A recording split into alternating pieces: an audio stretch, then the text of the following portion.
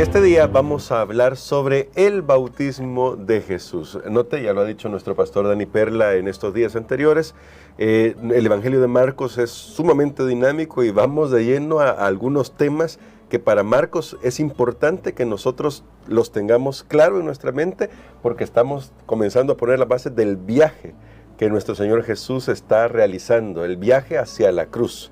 Que no termine en la cruz, gloria a Dios por eso, porque Jesús se levanta victorioso de la tumba al tercer día.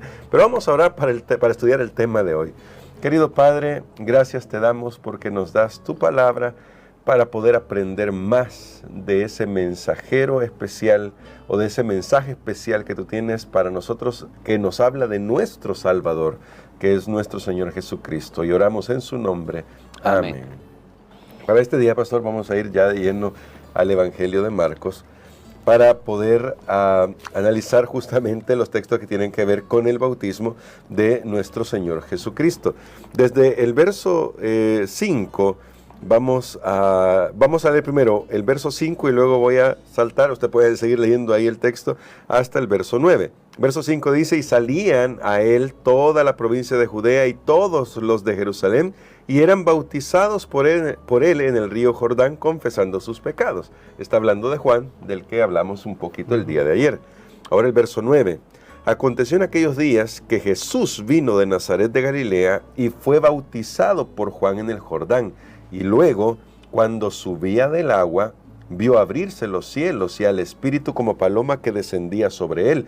Y vino una voz de los cielos que decía: tú eres mi Hijo amado, en ti tengo complacencia. Nos vamos a tener rapidito ahí un poquito, porque luego vamos a analizar qué sucede inmediatamente después.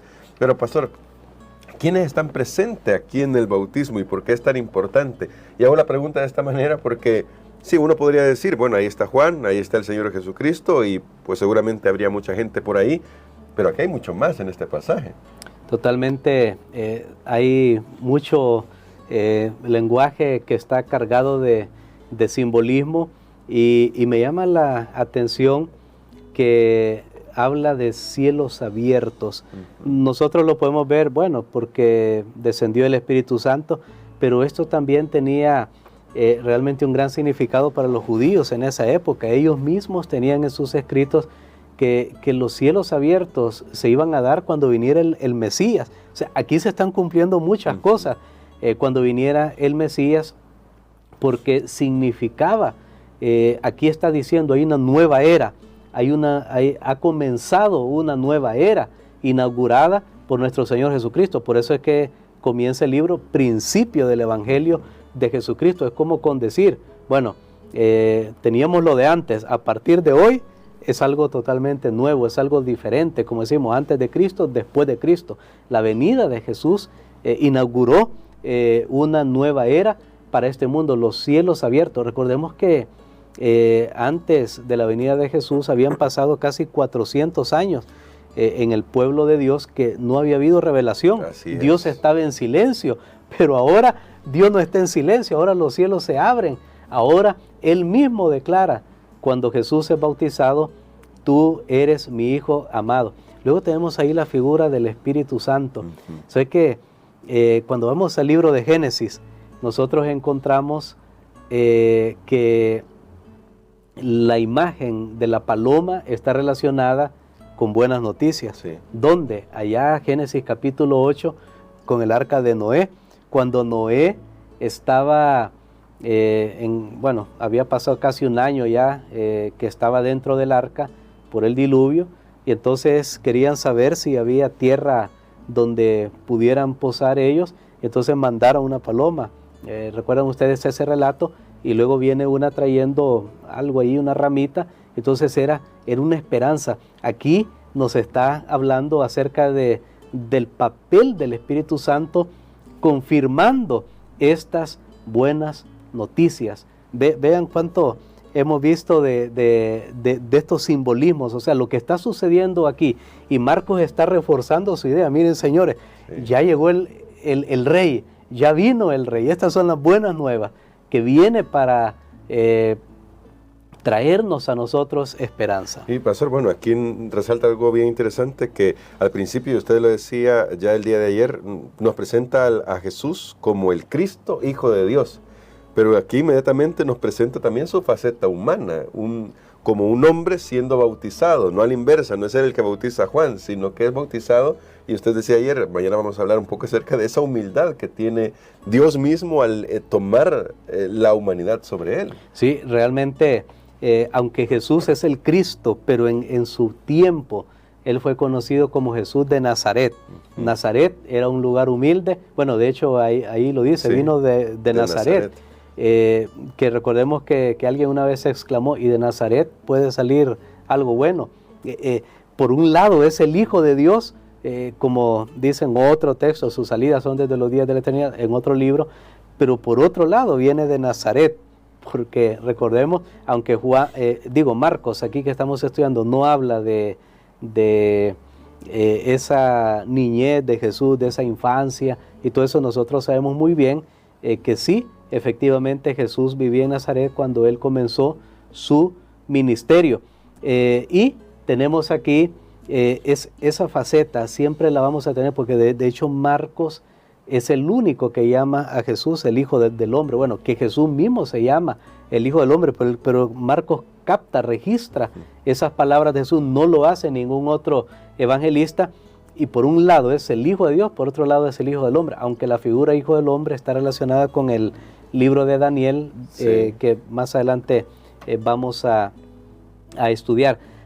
Así que todo esto realmente es maravilloso, pero antes de tal vez entrar un poco más, bueno, que vamos a ir desarrollando en la semana, quiero recordar, usted lo decía, ¿quiénes aparecen aquí en este relato? Por supuesto está Juan el Bautista, que bautiza a Jesús, ahí vemos la humildad, pero también está presente el Padre, quien habla, está presente el Espíritu Santo, quien aparece en la escena, y por supuesto está presente Jesús.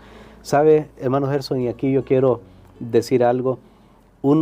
En el Nuevo Testamento nosotros encontramos unas 40 veces, más de 40 veces, encontramos a estos tres personajes juntos, Jesús, el Espíritu Santo y el Padre. Esto es lo que nosotros conocemos, sería llamado como la Trinidad. Si no le gusta esa palabra, la palabra no aparece en la Biblia, pero sí está claro el concepto de la deidad, de la divinidad, de estos tres seres que son divinos y a la vez son Dios, y son un solo Dios. No son tres dioses, no, es un solo Dios, el Padre, el Hijo y el Espíritu Santo. Más de 40 veces en el Nuevo Testamento menciona siempre en escena o menciona juntos a estos tres seres divinos. Eso quiere decir que la enseñanza de la deidad, de la Trinidad, no es un tema menor en las Escrituras. Qué pena es que algunas personas hoy, porque sabe cómo actúa el lavado de cerebro, sí, que usted está leyendo una cosa, pero le dice, no, sí, ahí está viendo ese Padre, Hijo, Espíritu, pero no, pero eso no se refiere a que son personas. O sea, le está tratando de dar una nueva enseñanza, un nuevo significado a algo que está bien claro ahí en las Sagradas Escrituras. Digo esto porque de repente en la historia siempre hay grupos de personas en cualquier comunidad religiosa que luego se levantan y comienzan a dudar de una enseñanza tan clara como la tenemos en la Biblia. Y bueno, y que es tan clara que cuando vamos a los siguientes textos que vamos a leer, se ve, si lo puedo decir, la independencia en la que actúa cada uno. Cada uno de los tres seres que componen la deidad hacen una acción, tienen una acción diferente. Ya vimos que el Padre habló, ya lo escuchamos, si usamos la imaginación, ya lo escuchamos hablar, dice, tú eres mi Hijo amado y en ti tengo complacencia. Y ahora vamos a los siguientes versículos, versos 12 y 13. Y luego el Espíritu le impulsó al desierto. ¿A quién? Al Señor Jesucristo. El Espíritu impulsó a Jesús al desierto.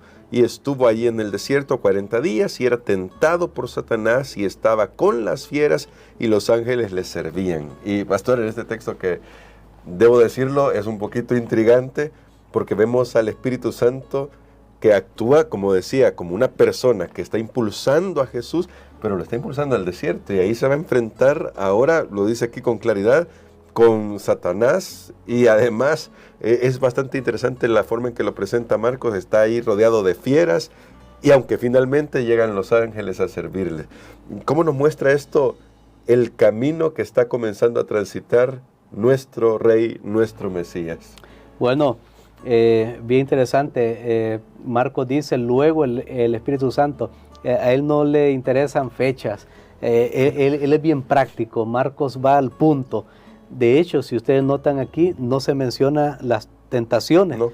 Como lo tenemos allá en Mateo y en Lucas. No se menciona, bueno, ya fue esta tentación de la piedra, fue esta tentación del templo. No, simplemente Marcos tiene en mente, Jesús fue llevado por el Espíritu al desierto, fue tentado y salió victorioso. Amén. Ese era el punto que él quería destacar. De hecho, este adverbio luego, enseguida, inmediatamente, bien característico de Marcos, unas 50 veces aparece ahí en su relato y nos habla de movimiento, va rápido. Jesús es una persona de acción, y dice, estuve en el desierto 40 días tentado por Satanás y estaba con la fiera. Yo tengo que recordar aquí lo que dije desde el primer día, y lo he mencionado también en otros comentarios esta semana, hermano Gerson. Porque, ¿sabe? Marcos es el único que dice, y estaba con la fiera. No lo menciona Mateo, ni lo menciona Lucas en su relato.